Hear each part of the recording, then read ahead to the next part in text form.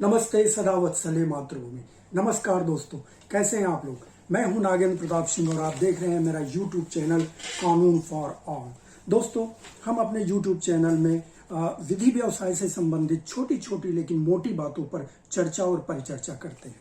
और इसी प्रकार आज का जो हमारा विषय वस्तु है वो है बेनामी संपत्ति। दोस्तों, बेनामी संपत्ति के बारे में अगर आप जानकारी प्राप्त करना चाहें तो शायद इस देश का हर नागरिक बता सकता है कि बेनामी संपत्ति होती क्या है।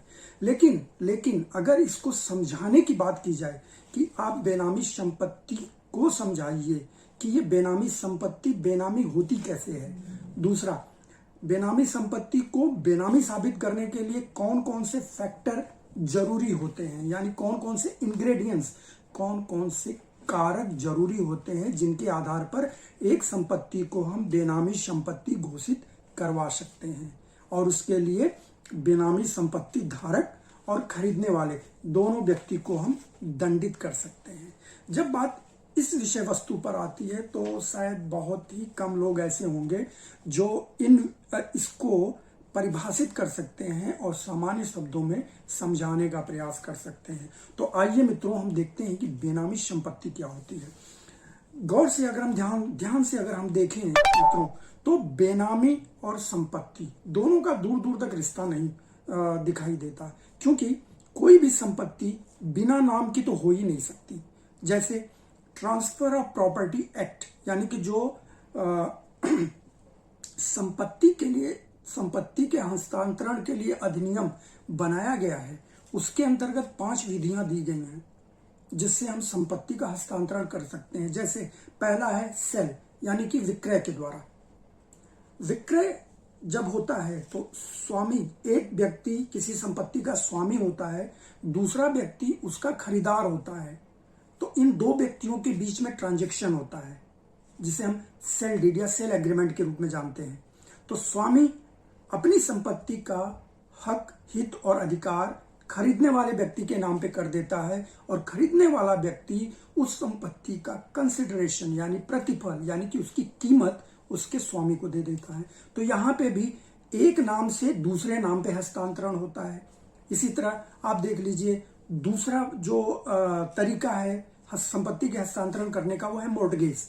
मोर्टगेज में एक बंदा ऋण लेता है किसी फाइनेंशियल इंस्टीट्यूशन से, यानी किसी बैंक से या ऋण देने वाली किसी संस्था से। तो वो अपनी संपत्ति के दस्तावेजों को, मूल दस्तावेजों को, टाइटल डीड्स जिसे कहते हैं, वो सिक्योरिटी के रूप में सुरक्षित रखता है।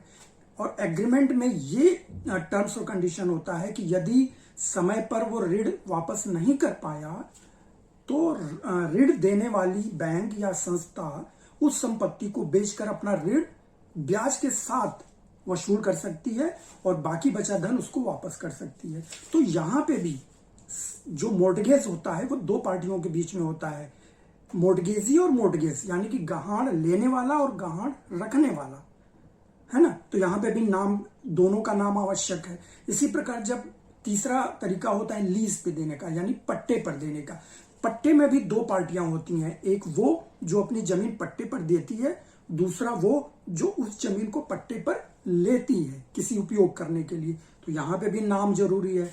इसी तरह होता है गिफ्ट यानी कि उपहार के द्वारा हम अपनी संपत्ति को किसी दूसरे के नाम पर हस्तांतरण कर सकते हैं। तो गिफ्ट में भी नाम की आवश्यकता पड़ती है।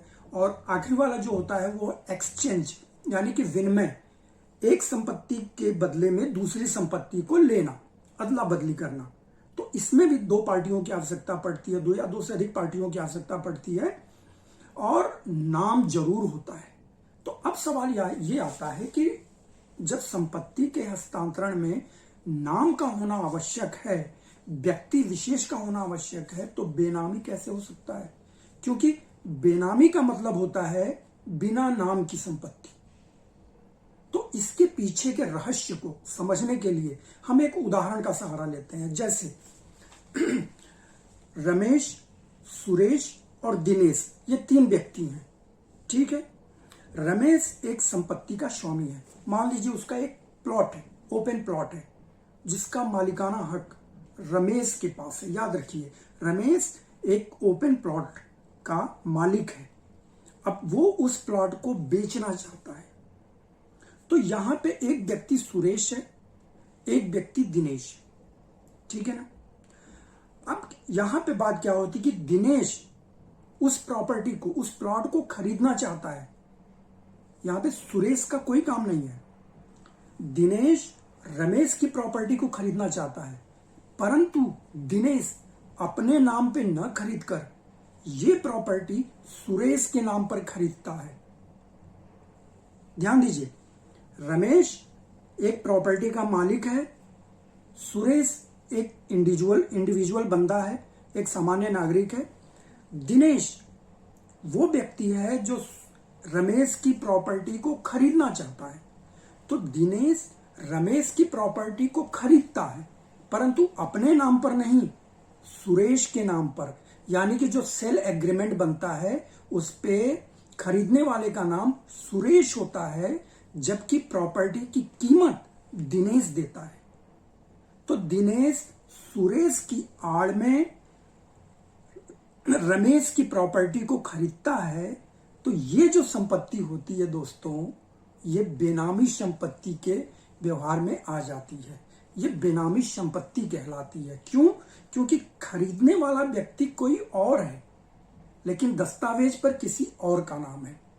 तो सुरेश की आड़ में दिनेश इस प्रॉपर्टी को रमेश से खरीदता है। ये जो व्यवहार होता है ये बेनामी व्यवहार होता है, बेनामी ट्रांजैक्शन होता है। उसको हम विश्लेषित करेंगे डिटेल में, लेकिन एक छोटा सा प्रारूप हम समझ लेते हैं कि बेनामी संपत्ति कैसे होती है। तो खरीदने वाला, प्रतिफल देने वाला, कंसिडरेशन देने वाला व्यक्ति दिनेश है, बेचने वाला व्यक्ति रमेश है, परंतु दस्तावेज पे नाम किसका है? सुरेश का। तो इसका मतलब हुआ कि रमेश के प्लॉट को सुरेश के नाम की आड़ में दिनेश ने खरीदा। ये बेनामी संपत्ति हुई। तो इस प्रकार बेनामी लेन देन में जो संपत्ति आती है, खरीदी जाती है, जिसका हस्तांतरण होता है, वो बेनामी संपत्ति कहलाती है। अब इस बेनामी संपत्ति के ऊपर बहुत सारे केसेस हमारे सर्वोच्च न्यायालय के द्वारा भी सॉल्व किए गए हैं। सर्वोच्च न्यायालय ने एक बहुत ही प्रसिद्ध केस हुआ था, उसमें निर्णय देते हुए ये बताया कि भाई एक बेनामी संपत्ति और बेनामी लेन देन, इसको हम कैसे साबित करेंगे, इसको साबित करने के लिए हमें किन किन कारकों पर ध्यान देना आवश्यक है।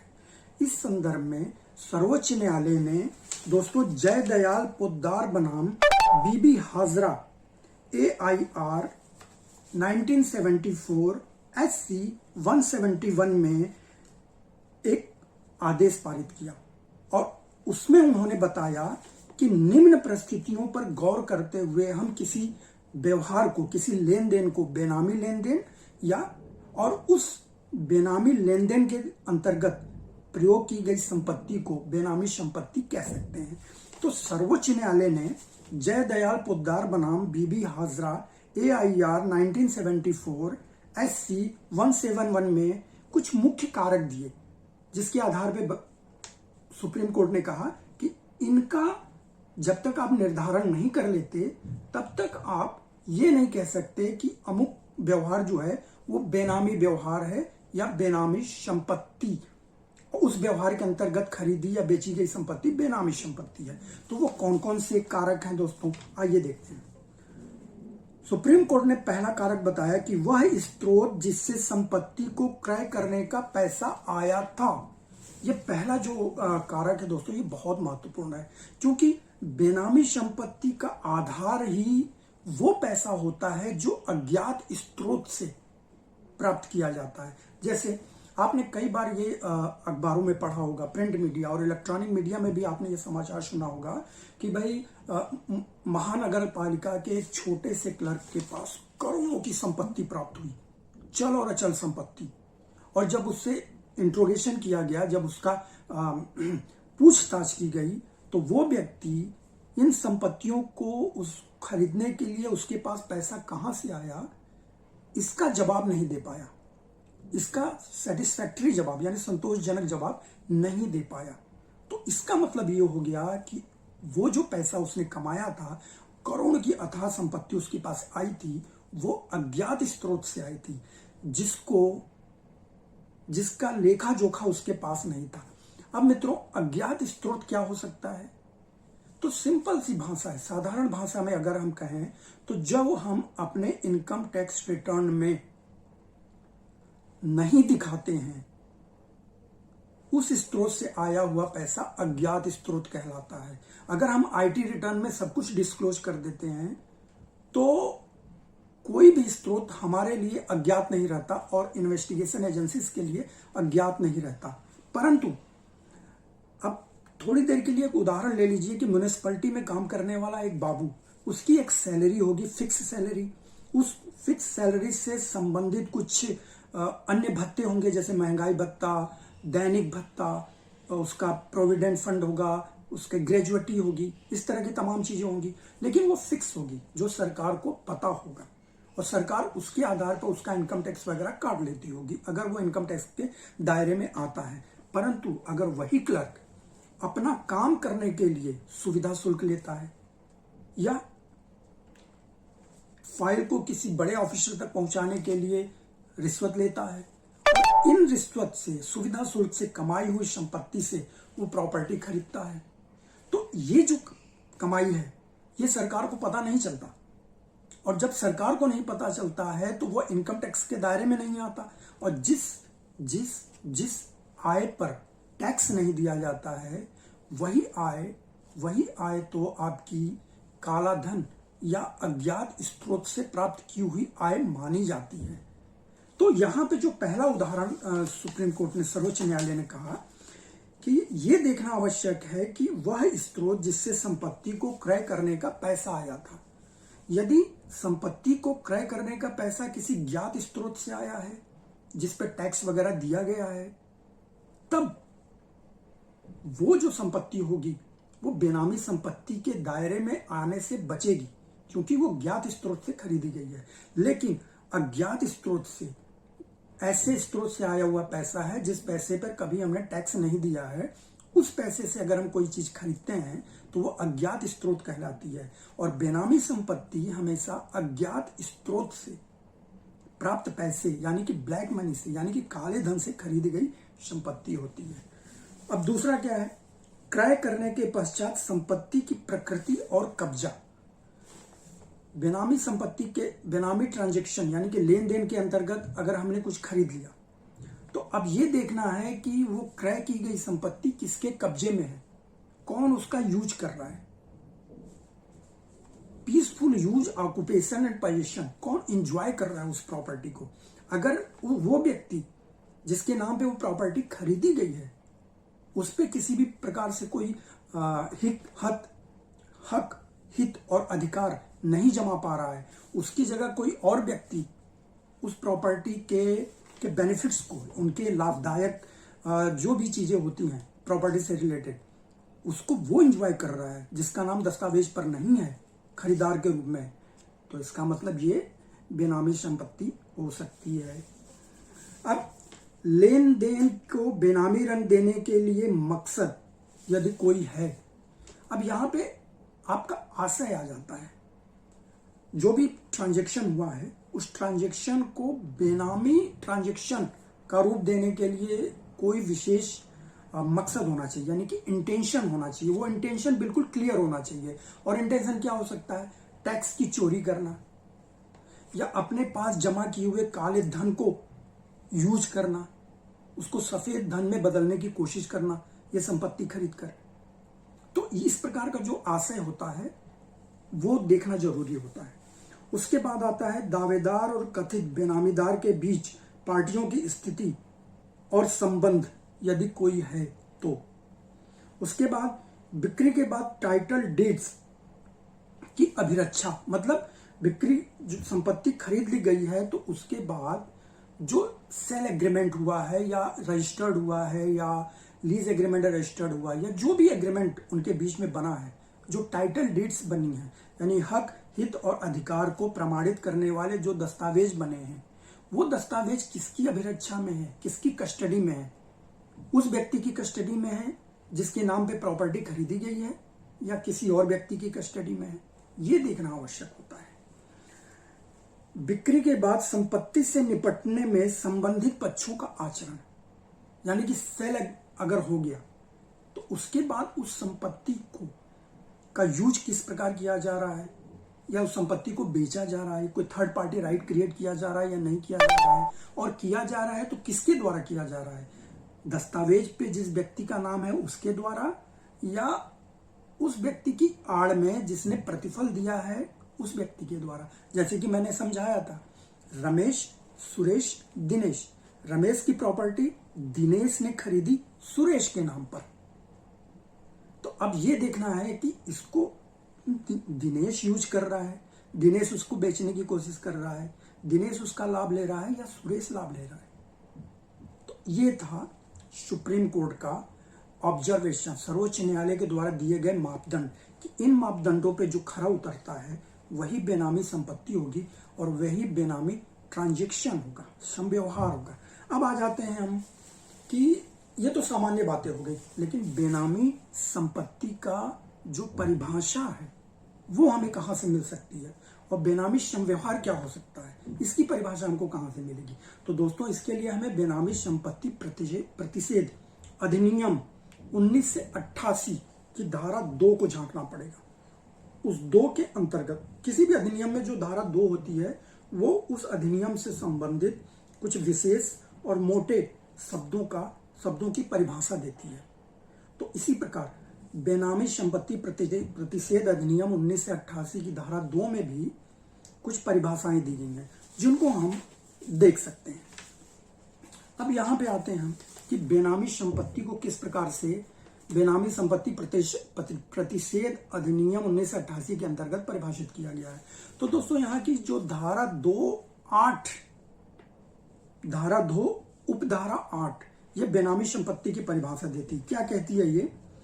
कि बेनामी संपत्ति से कोई ऐसी संपत्ति अभिप्रेत है जो किसी बेनामी संव्यवहार की विषय वस्तु है। यानी कि बेनामी संपत्ति वो संपत्ति होती है जो किसी बेनामी ट्रांजैक्शन का सब्जेक्ट होती है।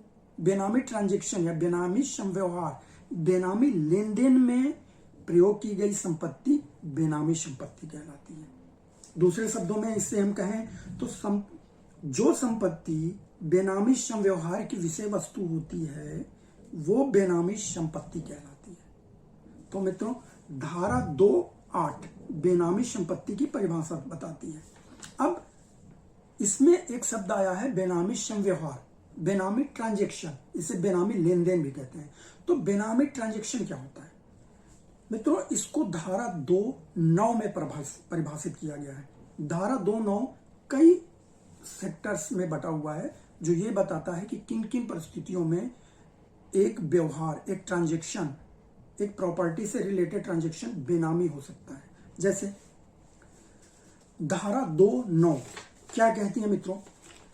कि बेनामी संव्यवहार से कोई ऐसा संव्यवहार या एग्रीमेंट अभिप्रेत है जहां किसी व्यक्ति को संपत्ति का अंतरण किया जाता है, वह उसके द्वारा धारित की जाती है और उस संपत्ति के लिए प्रतिफल किसी अन्य व्यक्ति के द्वारा उपलब्ध कराया जाता है। जैसे मैंने उदाहरण बताया, रमेश, सुरेश और दिनेश।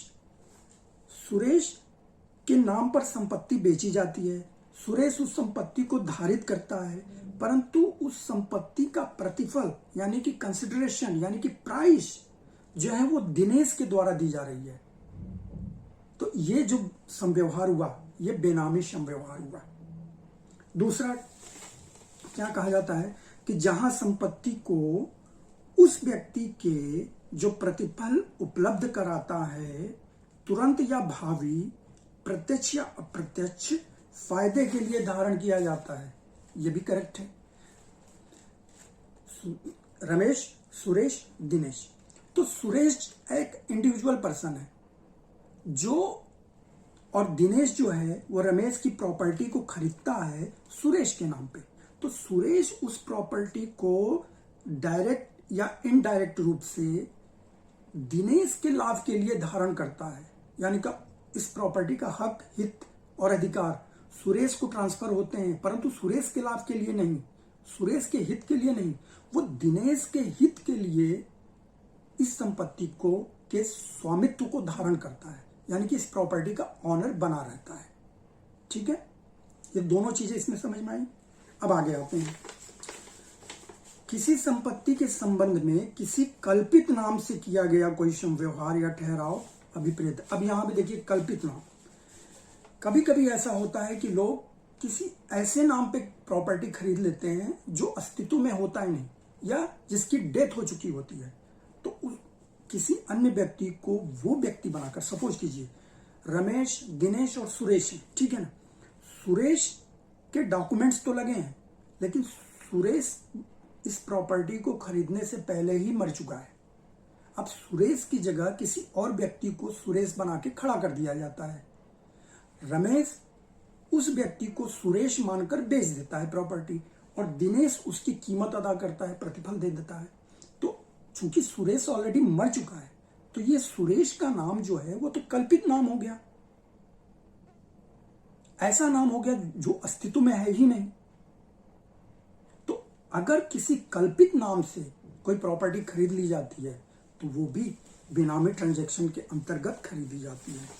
अब इसी प्रकार किसी संपत्ति के संबंध में जहां संपत्ति के स्वामी को ऐसे संपत्ति के बारे में कोई जानकारी ही नहीं है या वह ऐसे स्वामित्व की जानकारी होने से इनकार करता है, ऐसा संव्यवहार या ठहराव प्रेरित है। अब यहां पे देख लीजिए, अब एक उदाहरण और देख लीजिए, यहीं पे सेम उदाहरण को मान लेते हैं कि सुरेश के डॉक्यूमेंट्स दिनेश के पास हैं, ठीक है ना। अब सुरेश को पता ही नहीं है कि उसके डॉक्यूमेंट्स के आधार पर उसके नाम पर दिनेश कोई प्रॉपर्टी खरीद रहा है। तो दिनेश क्या करता है कि सुरेश के डॉक्यूमेंट्स का उपयोग करता है, सुरेश जिंदा है, सुरेश के डॉक्यूमेंट्स का उपयोग करता है, किसी व्यक्ति को सुरेश बना के खड़ा कर देता है और रमेश से वो प्रॉपर्टी सुरेश के नाम पे ट्रांसफर करा लेता है, पैसा दिनेश देता है। अब मान लीजिए कि संव्यवहार पकड़ा गया, बेनामी संपत्ति का संव्यवहार अगर पकड़ लिया गया एजेंसी के द्वारा, तो सुरेश को बुलाया जाएगा कि भाई सुरेश, तूने ये पैसे कहां से लाए, तूने प्रॉपर्टी कहां से खरीदी।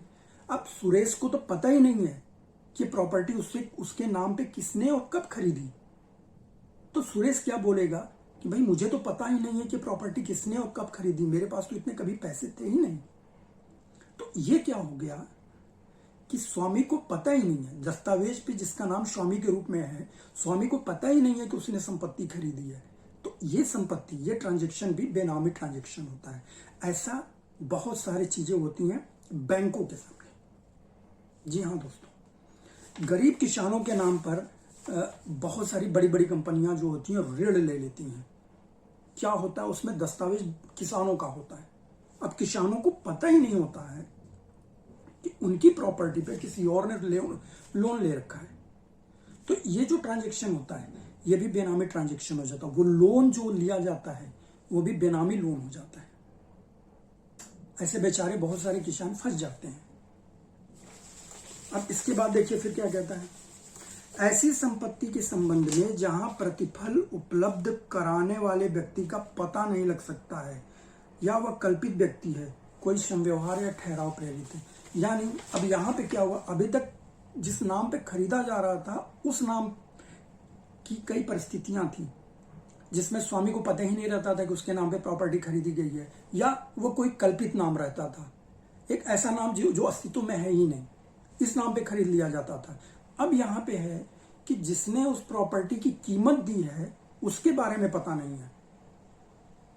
यानी रमेश की प्रॉपर्टी सुरेश के नाम पे बिक गई, सुरेश ने उसको खरीद ली, लेकिन इसका प्रतिफल किसने दिया इसका कोई लेखा जोखा नहीं है, ये पता नहीं चल पा रहा है ट्रांजैक्शन से। तो इस प्रकार का जो ट्रांजैक्शन होता है वो भी बेनामी ट्रांजैक्शन के अंतर्गत आता है। तो दोस्तों इस प्रकार हमने देखा कि बेनामी संपत्ति प्रतिषेध अधिनियम के अंतर्गत बेनामी संपत्ति और बेनामी संव्यवहार को किस प्रकार से परिभाषित किया गया है, और बेनामी संपत्ति के मुख्य कारक कौन कौन से हो सकते हैं। जैसे पहला, यह संपत्ति में जो प्रॉपर्टी होती है किसी एक व्यक्ति के नाम पर बेची जाती है, लेकिन प्रतिफल जो होता है वो दूसरा व्यक्ति देता है। पहली चीज। दूसरा चीज, बेनामी संपत्ति के ट्रांजैक्शन में जो प्रतिफल दिया जाता है वो अज्ञात स्रोत से आया हुआ होता है, यानी कि वो टैक्सेबल होता है परंतु उसमें टैक्स नहीं दिया जाता है। वो एक तरह से कह सकते हैं वो काले धन से बेनामी संपत्ति खरीदी जाती है। तो ये बेनामी ट्रांजैक्शन का हो गया मित्रों। ये दो मुख्य कारक होते हैं जिसके आधार पर बेनामी संपत्ति और बेनामी ट्रांजैक्शन का ताना बाना बैठा रहता है, खड़ा रहता है। इस वीडियो में दोस्तों इतना ही। अगले वीडियो में हम ये देखेंगे कि बेनामी संपत्ति प्रतिषेध संशोधन अधिनियम 2016 क्या है और क्यों सर्वोच्च न्यायालय ने बेनामी संपत्ति प्रतिषेध अधिनियम 2016 को ये बताया कि यह पूर्व व्यापी नहीं हो सकता और इसकी धारा 3 उपधारा 2 के अंतर्गत जो दंड का प्रावधान है उसे असंवैधानिक घोषित कर दिया, अनकॉन्स्टिट्यूशनल घोषित कर दिया। जी हाँ दोस्तों, अगली वीडियो में हम इस पर विशेष रूप से चर्चा करेंगे। तब तक के लिए बेनामी संपत्ति को समझिए, पढ़िए और देखिए, मुस्कुराते रहिए। जय हिंद, भारत माता की